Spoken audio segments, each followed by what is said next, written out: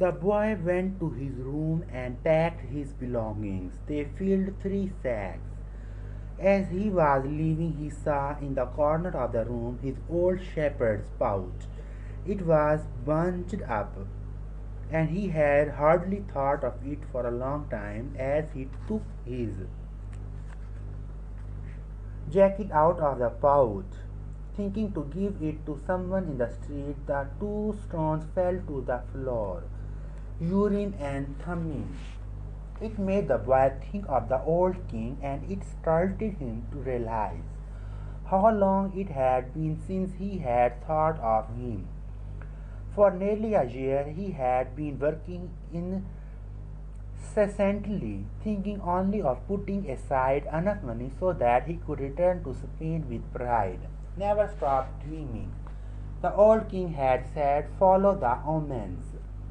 The boy picked up Urim and Thummim and once again had the strange sensation that the old king was nearby. He had worked hard for a year, and the omens were that it was time to go. I am going to go back to doing what I did before. The boy thought, even though the sheep didn't teach me to speak Arabic.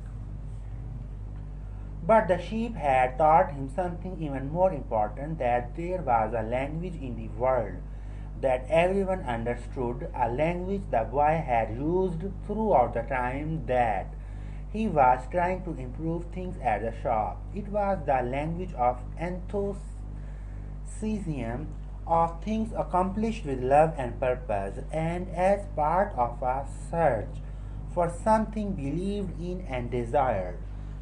Tangier was no longer a strange city, and he felt that just as he had conquered this place, he could conquer the world.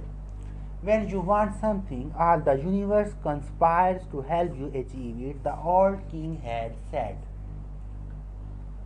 But the old king hadn't said anything about being robbed, or about endless deserts, or about people who know what their dreams are but don't want to realize them. The old king hadn't told him that the pyramids were just a pile of stones, or that anyone could build one in his backyard. And he had forgotten to mention that when you have enough money to buy a flock larger than the one you had before, you should buy it. The boy picked up his pouch and put it with his other things. He went down the stairs and found the merchant waiting on a foreign couple, while 2 other customers walked about the shop drinking tea from crystal glasses. It was more activity than usual for this time of the morning. From where he stood, he saw for the first time that the old merchant's hair was very much like the hair of the old king. He remembered the smile of the candy seller on his first day in Tangier, when he had nothing to eat and nowhere to go. That smile had also been like the old king's smile. It's almost as if he had been here and left his mark, he thought, and yet none of these people has ever met the old king. On the other hand, he said that he always appeared to help those who are trying to realize their destiny. That crossed the desert. He had Urim and Thummim in his hand. Because of those 2 stones, he was once again on the way to his treasure. I am always nearby when someone wants to realize their destiny, the old king had told him. What could it cost to go over to the supplier's warehouse and find out if the pyramids were really that far away?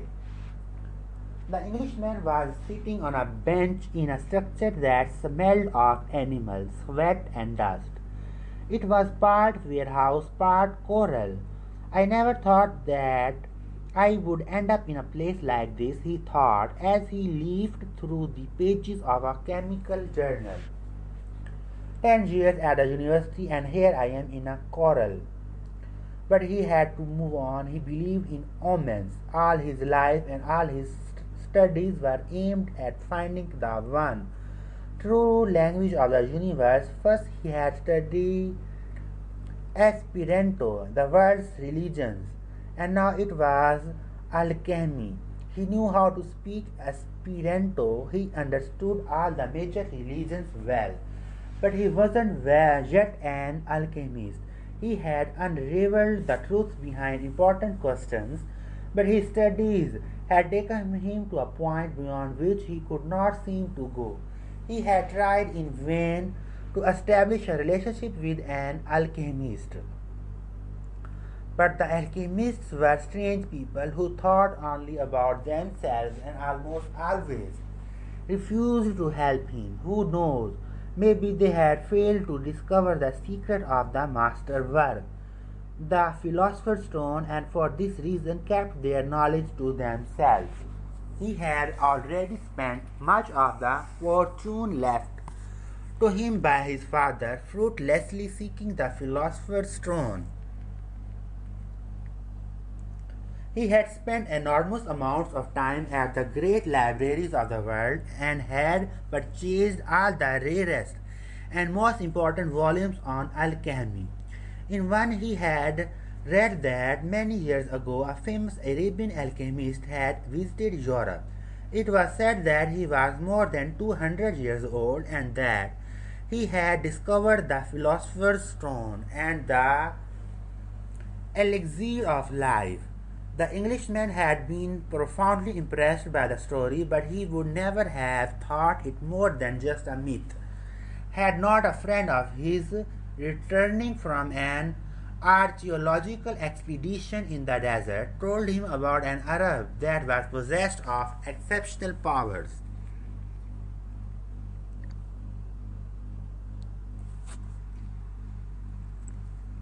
He lives at the Al Fayoum oasis, his friend had said, and people say that he is 200 years old and is able to transform any metal into gold.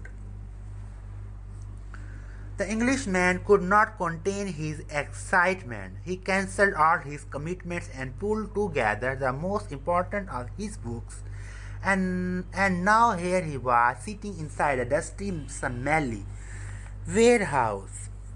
Outside, a huge caravan was being prepared for a crossing of the Sahara and was scheduled to pass through Al Fayoum.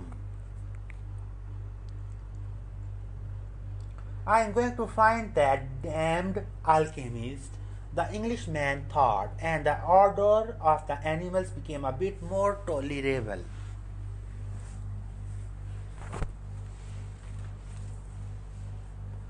As a young Arab, also loaded down with baggage, entered and greeted the Englishman. "Where are you bound?" asked the young Arab. "I am going into the desert," the man answered. Turning back to his reading, he didn't want any conversation at this point. What he needed to do was review all he had learned over the years, because the alchemist would certainly put him to the test. The young Arab took out a book and began to read. The book was written in Spanish. "That's good," thought the Englishman. He spoke Spanish better than Arabic, and if this boy was going to Al Fayoum, there would be someone to talk to when there were no other important things to do. "That's strange," said the boy as he tried once again to read the burial scene that began the book. "I have been trying for 2 years to read this book and I never get past these first few pages."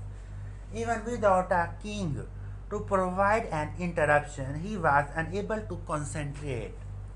He still had some doubts about the decision he had made, but he was able to understand one thing. Making a decision was only the beginning of things. When someone makes a decision, he is really diving into a strong current that will carry him to places he had never dreamed of when he first made the decision. When I decided to seek out my treasure, I never imagined that I would wind up working in a crystal shop, he thought, and joining this caravan may have been my decision, but where it goes is going to be a mystery to me. Nearby was the Englishman reading a book. He seemed unfriendly and had looked irritated when the boy had entered.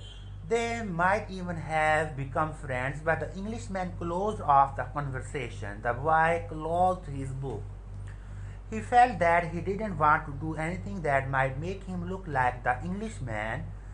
He took Urim and Thummim from his pocket and began playing with them. The stranger shouted, "Urim and Thummim." In a flash, the boy put them back in his pocket. "They are not for sale," he said. "They are not worth much," the Englishman answered. "They are only made of rock crystal, and there are millions of rock crystals in the earth. But those who know about such things would know that those are Urim and Thummim. I didn't know that they had them in this part of the world."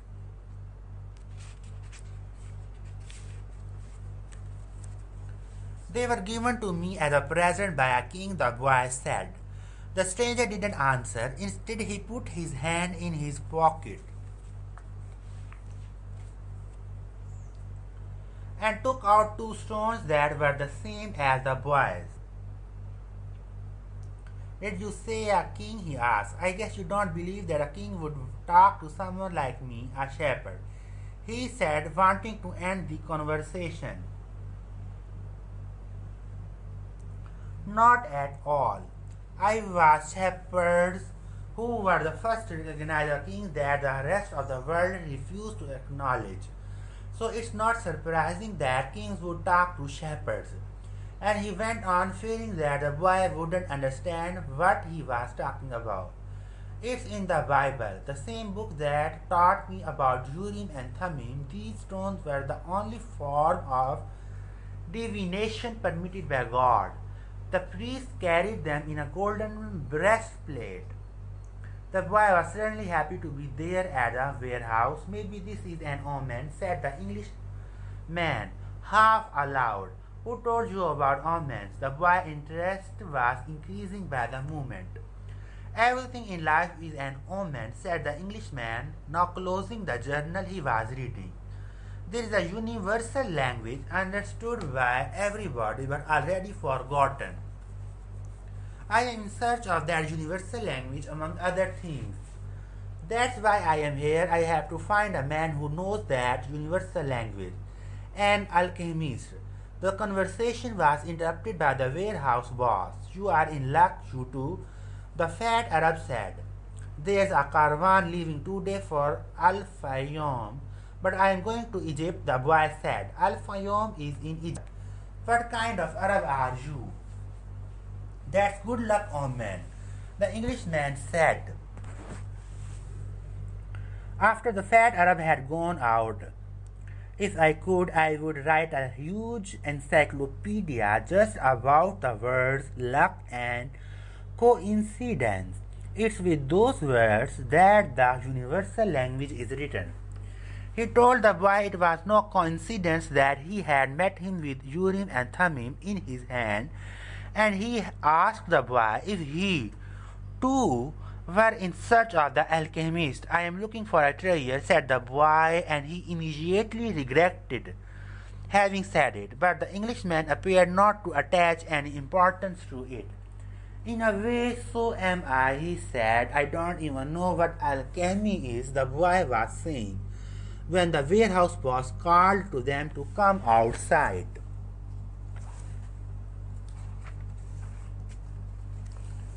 "I am the leader of the caravan," said the dark-eyed, bearded man. "I told the power of life and death for every person I take with me. The desert is capricious lady, and sometimes she drives men crazy." There were almost 200 people gathered there, and 400 animals, camels, horses, mules, and fowl. In the crowd were women, children, and a number of men with swords at their belts and rifles slung on their shoulders. The Englishman had several suitcases filled with books. There was a babel of noise, and the leader had to repeat himself several times for everyone to understand what he was saying. There are a lot of different people here, and each has his own God. But the only God I serve is Allah, and in His name I swear that I will do everything possible once again to win out over the desert. But I want each and every one of you to swear by the God you believe in that you will follow my orders no matter what.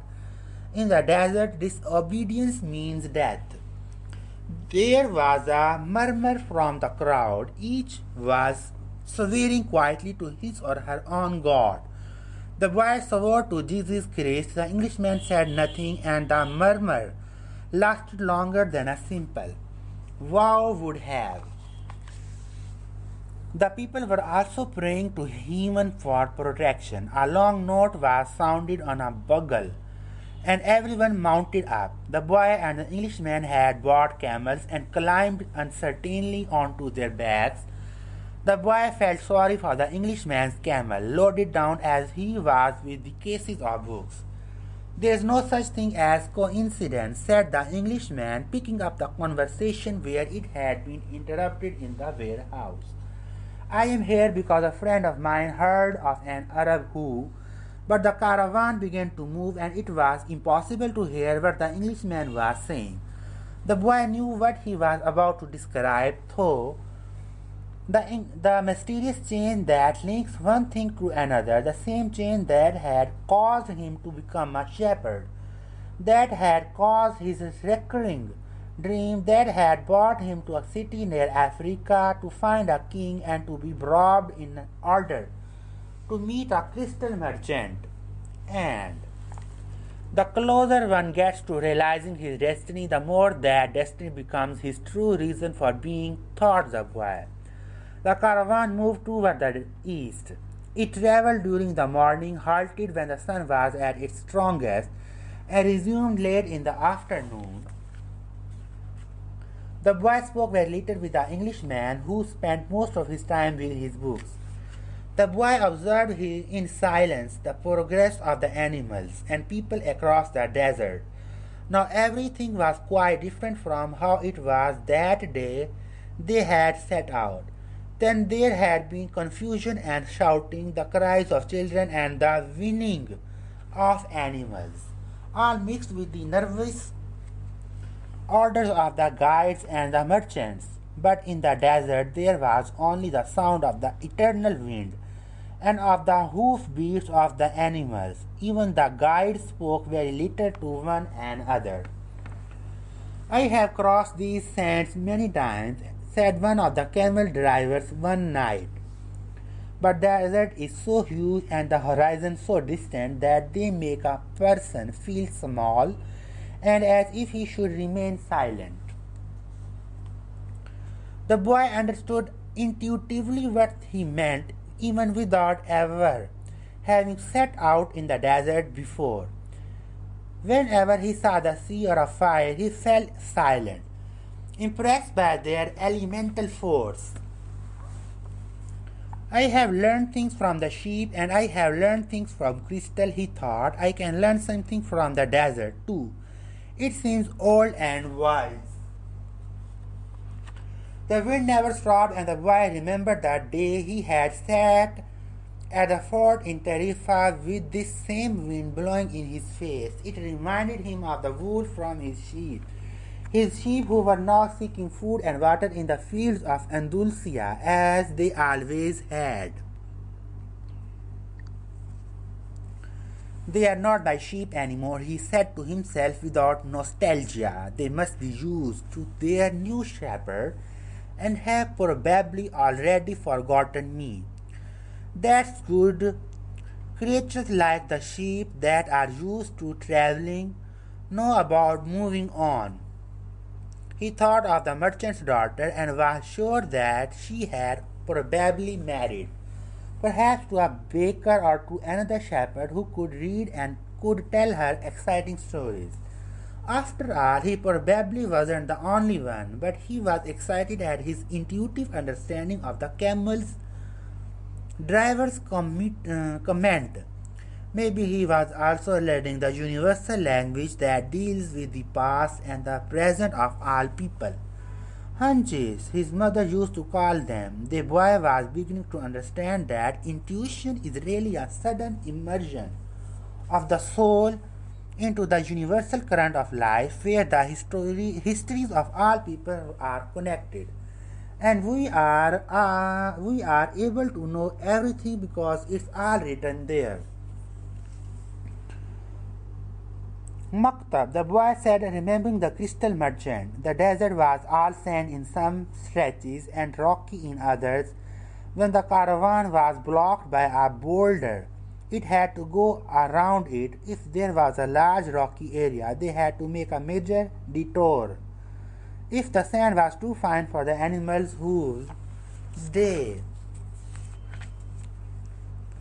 sought a way where the sand was more substantial. In some places, the ground was covered with the salt of dried up lakes. The animals barked at such places, and the camel drivers were forced to dismount and unburden their charges.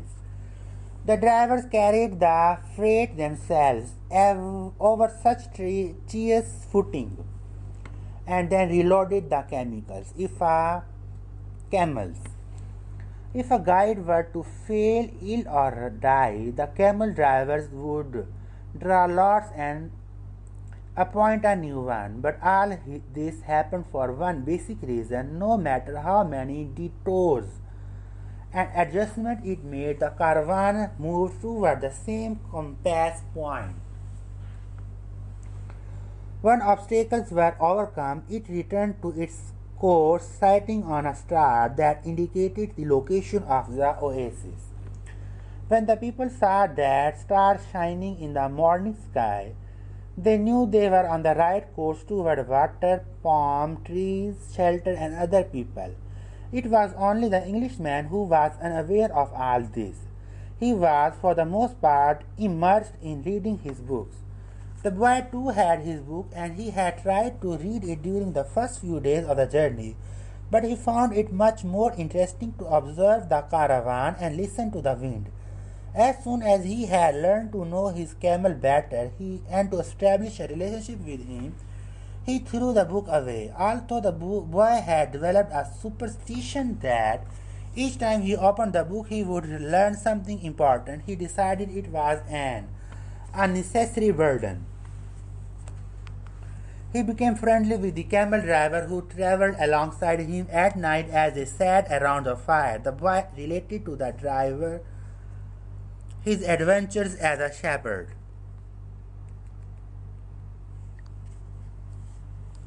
I used to live near Al Karam, he said. I had my orchard, my children, and a life that would change not at all until I died one year. When the crop was the best ever, we all went to Mecca, and I satisfied the only unmet obligation in my life. I could die happily, and that made me feel good. One day the earth began to tremble, and the Nile overflowed its banks. It was something that I thought could happen only to others, never to me. My neighbors feared they would lose all their olive trees in the flood, and my wife was afraid that we would lose our children. I thought that everything I owned would be destroyed. The land was ruined, and I had to find some other way to earn a living. So now I am a camel driver. But that disaster taught me to understand the world of Allah. People need not fear the unknown if they are capable of achieving what they need and want. What are afraid of losing what we have, whether it's our life or our possessions and property. But this fear evaporates when we understand that our life stories and the history of the world were written by the same hand. Sometimes their caravan met with another. One always had something that the other needed, as if everything were indeed written by one hand. As they sat around the fire, the camel drivers exchanged information about windstorms and told stories about the desert. At other times, mysterious hooded men would appear. They were Bedouins who did surveillance along the caravan route. They provided warnings about thieves and barbarian tribes. They came in silence and departed the same way, dressed in black garments that showed only their eyes. One night a camel driver came to the fire where the Englishman and a boy were sitting. There are rumors of tribal wars, he told them. The three fell silent. The boy noted that there was a sense of fear in the air, even though no one said anything. Once again he was experiencing the language without words, the universal language. The Englishman asked if they were in danger. Once you get into the desert, there is no going back, said the camel driver, and when you can't go back, you have to worry only about the best way of moving forward. The rest is up to Allah, including the danger. And he concluded by saying the mysterious word Maktab. You should pay more attention to the caravan, the boy said to the Englishman after the camel driver had left. We make a lot of detours, but we are always heading for the same destination.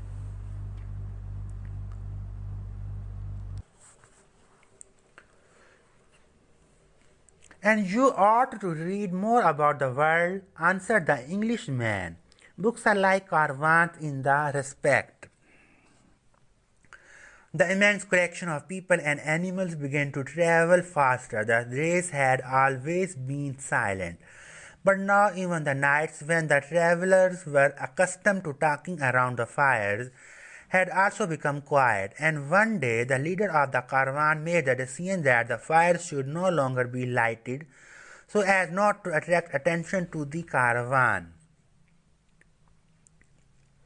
The travelers adopted the practice of arranging the animals in a circle at night, sleeping together in the center as protection against the nocturnal cold, and the leader posted armed sentinels at the fringes of the group. The Englishman was unable to sleep one night. He called to the boy and they took a walk along the dunes surrounding the encampment. There was a full moon and the boy told the Englishman the story of his life.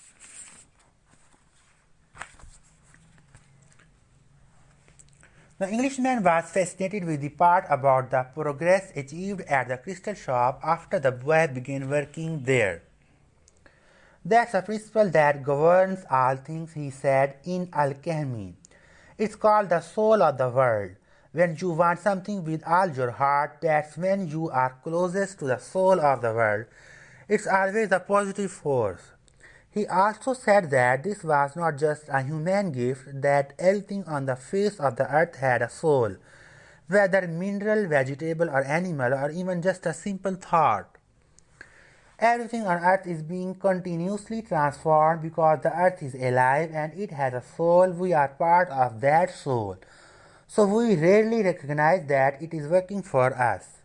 But in the crystal shop, you probably realize that even the glasses were collaborating in your success. The boy thought about that for a while as he looked at the moon and he bleached sands. I have watched the caravan as it crossed the desert, he said. The caravan and the desert speak the same language, and it's for that reason that the desert allows the crossing. It's going to test the caravans every step to see if it's in time, and if it is, we will make it to the oasis. If either of us had joined this caravan based only on personal courage but without understanding that language, this journey would have been much more difficult. They stood there looking at the moon. That's the magic of omens, said the boy. I have seen how the guides read the signs of the desert and how the soul of the caravan speaks to the soul of the desert. The Englishman said, I would better pay more attention to the caravan and I would better read your book, said the boy.